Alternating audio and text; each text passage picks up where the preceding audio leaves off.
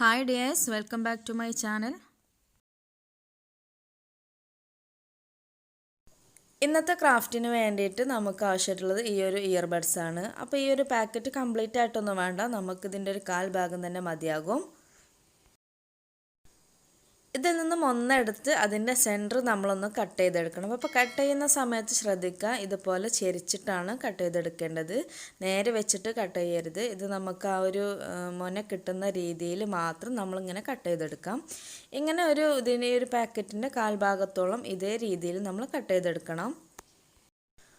ഇനി നമ്മളിങ്ങനെ മുറിച്ചെടുത്ത ബഡ്സിൻ്റെ ഈ ഒരു കോട്ടൻ്റെ ഭാഗം ഉണ്ടാവുമല്ലോ മുകളിൽ, ആ ഒരു ഭാഗത്ത് കംപ്ലീറ്റ് ആയിട്ട് ഇങ്ങനെ പെയിൻറ്റ് ചെയ്യണം. അപ്പോൾ ഞാനിപ്പോൾ അക്രലിക് പെയിൻ്റാണ് എടുത്തിട്ടുള്ളത്, ഫാബ്രിക് പെയിൻ്റാണ് എടുത്തിട്ടുള്ളത്. ഫാബ്രിക് പെയിൻ്റ് ആകുമ്പോൾ ഒറ്റ കോട്ടൻ്റെ കൊടുത്താൽ മതി, പിന്നെ കോട്ടൻ ആ കളർ പെട്ടെന്ന് തന്നെ അബ്സോർബ് ചെയ്യുമല്ലോ. അപ്പോൾ ഇങ്ങനെ കളർ ചെയ്തതിന് ശേഷം അത് നമുക്ക് ഇങ്ങനെ ഒരു തെർമോക്കോളിൽ ഇങ്ങനെ കുത്തി വെക്കാം. എന്നിട്ട് അത് ഉണങ്ങുന്നത് വരെ ഒന്ന് വെയിറ്റ് ചെയ്യാം. ഇനി നമുക്കിതിന് ആവശ്യമായിട്ടുള്ള സ്റ്റിക്ക് കൂടെ ഉണ്ടാക്കിയെടുക്കണം. അപ്പോൾ അതിന് വേണ്ടിയിട്ട് ഞാൻ ചങ്ങണപ്പുല്ലിൻ്റെ സ്റ്റിക്കാണ് എടുത്തിട്ടുള്ളത്. അതിൽ ഗ്രീൻ കളർ പെയിൻ്റ് അടിക്കുകയാണ്, അക്രലിക് പെയിൻ്റാണ് യൂസ് ചെയ്യുന്നത്. പിന്നെ അങ്ങനെ സ്മൂത്തായിട്ടുള്ള സർഫസിലൊക്കെ നമുക്ക് പെയിൻറ്റ് ചെയ്യാൻ ഏറ്റവും നല്ലതായിട്ട് എനിക്ക് ഫീൽ ചെയ്തിട്ടുള്ളത് ഫാബ്രിക് പെയിൻ്റാണ്. അപ്പോൾ ഫാബ്രിക് പെയിൻറ്റ് ഇപ്പോൾ കിട്ടാനില്ല, ഒരു ഷോപ്പിലൊന്നും കയറിയിട്ടൊന്നും അങ്ങനെ അധികം കിട്ടുന്നില്ല, അതുകൊണ്ടാണ് അക്രലിക് പെയിൻറ്റ് വാങ്ങിച്ചത്. ഇതാകുമ്പോൾ 1-2 കോട്ടൊക്കെ കൊടുക്കേണ്ടി വരും. നമുക്ക് ഫാബ്രിക് പെയിൻ്റ് ആകുമ്പോൾ കുറച്ചുകൂടെ തിക്നെസ് ഉള്ളതാണ്, അപ്പോൾ ഒരു കോട്ടിൽ തന്നെ നമുക്കത് ഒതുക്കാൻ പറ്റും. ഈ ഒരു ചങ്ങണപ്പുല്ലെന്ന് പറഞ്ഞാൽ ലെമൺ ഗ്രാസ് ആണ്. ഞാൻ അറിയാത്തവർക്ക് വേണ്ടിയിട്ട് പറയുകയാണ്. അപ്പോൾ ചിലപ്പോൾ ആരെങ്കിലും കമൻ്റായിട്ട് ചോദിക്കും അതെന്താണെന്നൊക്കെ ചോദിക്കും, അതുകൊണ്ടാണ് പറയുന്നത്. ഇത് സാധാരണ കാടുകളിലൊക്കെ ഉണ്ടാകുന്നതാണ്. നമുക്ക് ഒരു സീസൺ ആകുമ്പോൾ ഇത് പറിച്ചെടുക്കാം, എന്നിട്ട് ഇങ്ങനെ ഡ്രൈ ആക്കിയിട്ട് വെച്ചാൽ മതി. ഇനി 1-2 ലീഫും കൂടെ വേണം. അപ്പോൾ ലീഫിന് വേണ്ടിയിട്ട് ഞാൻ തെങ്ങോലയാണ് എടുത്തിട്ടുള്ളത്. പച്ച ഓല തന്നെ എടുക്കുക, എന്നാൽ നമുക്ക് പെയിൻറ്റ് ചെയ്യാൻ ഒന്നും കൂടി ഈസിയാണ്. ഇതിലും ഗ്രീൻ കളർ പെയിൻറ്റ് തന്നെയാണ് ചെയ്യുന്നത്. അക്രലിക് പെയിൻ്റാണ് ഇപ്പോൾ യൂസ് ചെയ്തിട്ടുള്ളത്. ഞാൻ പറഞ്ഞില്ല, ഫാബ്രിക് പെയിൻറ്റ് ഉണ്ടെങ്കിൽ അതായിരുന്നു ഞാൻ യൂസ് ചെയ്യാം. അതാവുമ്പോൾ ഞാൻ നേരത്തെ പറഞ്ഞ പോലെ ഒറ്റ കോട്ട് തന്നെ കൊടുത്താൽ മതി. നമുക്ക് ഒരുപാട് ഇങ്ങനെ പെയിൻ്റ് അടിച്ചുകൊണ്ടിരിക്കേണ്ട ആവശ്യമൊന്നുമില്ല, പെട്ടെന്ന് തന്നെ അതിൽ പിടിക്കുകയും ചെയ്യും. അപ്പോൾ അതൊന്നും ഇല്ലാത്തതുകൊണ്ട് ഈ ഒരു അക്രലിക് പെയിൻറ്റ് വെച്ചിട്ട് ചെയ്യുകയാണ്. പിന്നെ ഈ ഒരു ഓലയിൽ നമ്മൾ പെയിൻറ്റ് ചെയ്തിട്ട് ലീഫായിട്ട് ഉപയോഗിച്ചെന്ന് വിചാരിച്ചിട്ട് അതിന് അങ്ങനെ മടങ്ങലോ ചുളുങ്ങലോ ഒന്നും ഉണ്ടാവില്ല, എത്ര കാലവും നിൽക്കും. ഇതിന് മുന്നേ ഞാൻ ചെയ്ത ക്രാഫ്റ്റിലുള്ള ലീഫൊക്കെ എപ്പോഴും അതുപോലെ തന്നെയുണ്ട്. ഇനി ഓല ഉപയോഗിക്കാൻ ബുദ്ധിമുട്ടാണ് അല്ലെങ്കിൽ അങ്ങനെ വേണ്ട എന്നുള്ളവർക്ക് സാധാരണ കളർ A4 വാങ്ങിക്കാൻ കിട്ടും, അതിൽ നിന്നും കട്ട് ചെയ്തിട്ട് ഉണ്ടാക്കിയാൽ മതി. ഈ ഓലയുടെ തന്നെ 2 വശം ഇങ്ങനെ നമ്മൾ പെയിൻറ്റ് ചെയ്യണം. അപ്പോൾ ഇത് കണ്ടില്ലേ, നിങ്ങൾ പെയിൻറ്റ് ചെയ്യുമ്പോൾ നിങ്ങൾക്ക് കണ്ടാൽ മനസ്സിലാവും അത് ശരിയായ രീതിയിൽ അതിൽ പിടിക്കുന്നില്ല. അത് അക്രിലിക് പെയിൻ്റ് ആയതുകൊണ്ടാണ് പിടിക്കാത്തത്. അതിന് പകരം ഫാബ്രിക് പെയിൻ്റ് ആണെങ്കിൽ ഒറ്റ കോട്ടിൽ തന്നെ പിടിക്കുമായിരുന്നു. ഇതിലും തന്നെ നമ്മൾ 2 വശത്തും ഇങ്ങനെ പെയിൻറ്റ് ചെയ്തതിന് ശേഷം നമ്മൾ നേരത്തെ ബഡ്സൊക്കെ കുത്തി വെച്ച അതേ തെർമോക്കോൾ തന്നെ ഇങ്ങനെ കുത്തി വെച്ചിട്ട് ഉണക്കിയെടുത്താൽ മതി. അല്ലാതെ നമ്മൾ പേപ്പറിലൊക്കെ വെക്കുകയെന്നുണ്ടെങ്കിൽ 2 ഭാഗത്തുള്ള പെയിൻറ്റൊക്കെ പോകും. അല്ലാന്നുണ്ടെങ്കിൽ ഒരു ഭാഗം പെയിൻറ്റ് ഉണങ്ങിയതിന് ശേഷം മാത്രം അതിൻ്റെ മറ്റേ ഭാഗം പെയിൻറ്റ് ചെയ്യാം, എന്തായാലും പ്രശ്നമില്ല.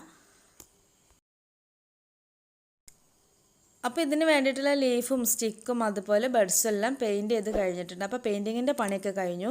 ഇനി നമുക്ക് മെയിനായിട്ടുള്ള കാര്യങ്ങളിലേക്ക് വരാം.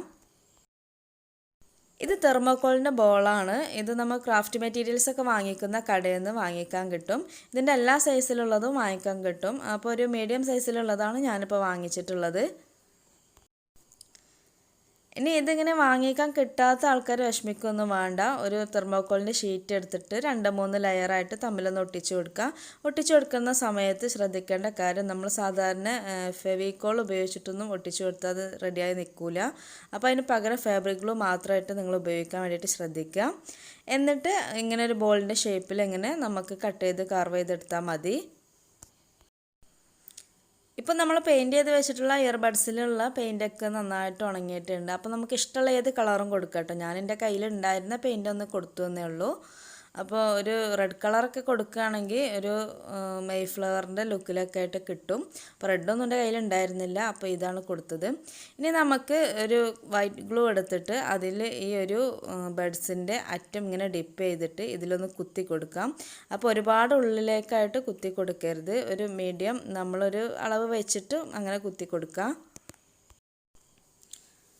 ഒരു പ്രത്യേക അളവിൽ ഒരു ഡിസ്റ്റൻസ് കീപ്പ് ചെയ്തിട്ട് ഇങ്ങനെ കുത്തി കൊടുത്താൽ മതി. അങ്ങനെ ആകുമ്പോൾ നമുക്കിത് കാണാനൊരു ഭംഗിയുണ്ടാവും. ഇനി റാൻഡായിട്ട് ചെയ്യണം എന്നുണ്ടെങ്കിൽ അങ്ങനെയും ചെയ്യാം. പിന്നെ വൈറ്റ് ഗ്ലൂവിൽ എന്തായാലും നമ്മൾ ഡിപ്പ് ചെയ്യണം, ഇല്ലെങ്കിൽ അത് കുറച്ച് കാലം കഴിഞ്ഞാൽ പറഞ്ഞു പോരും. അപ്പോൾ ആദ്യം ഇതുപോലെ ഒരു റൗണ്ട് കംപ്ലീറ്റ് ആക്കിയിട്ട് ചെയ്യാം. പിന്നെ അതിൻ്റെ ഒരു വശം കംപ്ലീറ്റ് ആയിട്ടും ചെയ്യാം. അതിനുശേഷം മറ്റേ വശത്തേക്ക് വരിക. അങ്ങനെ ആകുമ്പോൾ ഒരു ഈവനായിട്ട് നമുക്കിത് ചെയ്തെടുക്കാൻ വേണ്ടിയിട്ട് പറ്റും.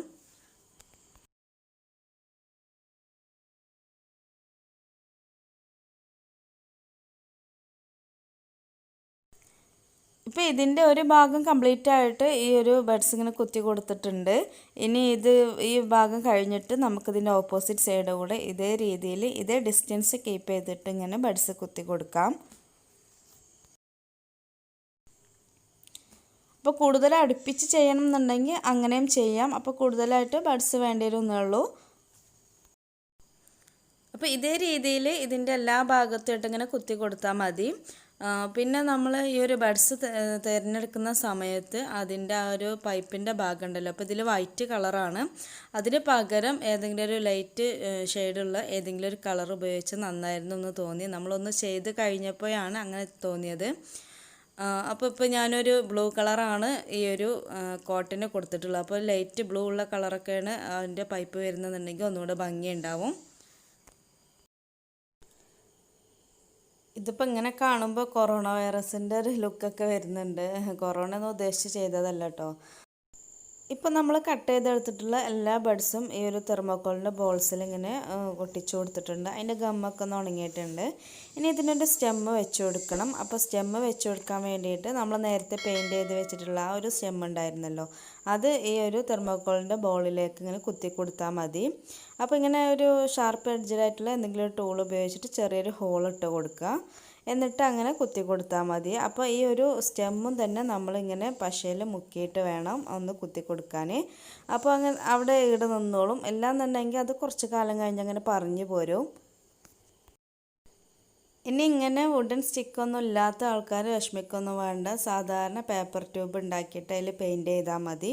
എന്നിട്ട് അതിൻ്റെ ഉള്ളിൽ കുറച്ച് കട്ടിയുള്ള ഒരു കമ്പിയൊക്കെ ഉപയോഗിച്ചിട്ട് ഒന്ന് അഡ്ജസ്റ്റ് ചെയ്താൽ മതി. അപ്പോൾ ഞാനിപ്പോൾ ഇതുപോലെയുള്ള 2 ബോൾസിലാക്കിയിട്ടാണ് ഉണ്ടാക്കിയെടുത്തിട്ടുള്ളത്. എന്നിട്ട് 2 ലീഫൊക്കെ വെച്ചിട്ട് ഇങ്ങനെ ഒരു നീളമുള്ളൊരു വേസിലാക്കി അറേഞ്ച് ചെയ്ത് വെച്ചിട്ടുണ്ട്. അപ്പോൾ കുറച്ചുകൂടെ ബഡ്സൊക്കെ ചെയ്യാമായിരുന്നു എന്ന് തോന്നി. ഫസ്റ്റ് ചെയ്തതാണ് ഈ കാണുന്നത്. പിന്നെ രണ്ടാമത് ചെയ്തതാണ് ഞാൻ വീഡിയോ ചെയ്തത്. അതിൽ നിങ്ങൾക്ക് അതിൻ്റെ ഡിഫറൻസ് കണ്ടാൽ മനസ്സിലാവും. അപ്പോൾ നമ്മൾ പെയിൻറ്റ് ചെയ്തെടുത്തിട്ടുള്ള ലീഫാണ് അതിലുള്ളത്, തെങ്ങോലയാണ്. അപ്പോൾ ഇത് ഇനി എത്ര കാലം കഴിഞ്ഞാലും അങ്ങനെ ചുളുങ്ങി പോകുമൊന്നുമില്ല. നമ്മൾ ആ ഒരു പെയിൻറ്റിൻ്റെ കോട്ട് ഉണ്ടായതുകൊണ്ട് തന്നെ അങ്ങനെ പെട്ടെന്നൊന്നും ചുരുങ്ങൂല. അപ്പോൾ ഞാൻ ഉണ്ടാക്കിയിട്ട് 4-5 മാസത്തോളമൊക്കെ ആയി. പക്ഷേ വീഡിയോ ഇടുന്നത് ഇപ്പോഴാണെന്നുള്ളൂ. ഇതുവരെ ഒരു കംപ്ലൈൻറ്റും ഉണ്ടായിട്ടില്ല. ഇങ്ങനെ ഒരു നീളമുള്ള വേസിലാക്കിയിട്ടൊന്ന് അറേഞ്ച് ചെയ്ത് നമുക്ക് കോർണർ പീസൊക്കെ ആയിട്ട് വെക്കാം, അല്ലെങ്കിൽ വാഷ് ബേസിൻ്റെ ഒക്കെ അരികിലൊക്കെ ആയിട്ട് വെക്കാം. ഒരു സിമ്പിൾ ഫ്ലവർ അറേഞ്ച്മെൻ്റ് ഒക്കെ ഇഷ്ടപ്പെടുന്നവർക്ക് വേണ്ടിയിട്ടുള്ള ഒരു അറേഞ്ച്മെൻ്റാണിത്. അപ്പോൾ വീഡിയോ ഇഷ്ടമായി നിങ്ങൾ ലൈക്ക് ചെയ്യാനും ഷെയർ ചെയ്യാനൊന്നും മറക്കരുത്. പിന്നെ നിങ്ങളുടെ അഭിപ്രായങ്ങളെല്ലാം കമൻറ്റായിട്ട് അറിയിക്കണം. കൂടെ തന്നെ ചാനൽ ഇതുവരെ സബ്സ്ക്രൈബ് ചെയ്യാതെയാണ് നിങ്ങൾ കാണുന്നതെന്നുണ്ടെങ്കിൽ തീർച്ചയായിട്ടും സബ്സ്ക്രൈബ് ബട്ടൺ ഒന്ന് അമർത്തുക. അതിൻ്റെ കൂടെയുള്ള ബെല്ലൈക്കണും കൂടെ ഒന്ന് എനേബിൾ ആക്കിയിട്ട് അതിൽ ഓൾ എന്നുള്ളൊരു ഓപ്ഷൻ നിങ്ങൾ സെലക്ട് ചെയ്യുക.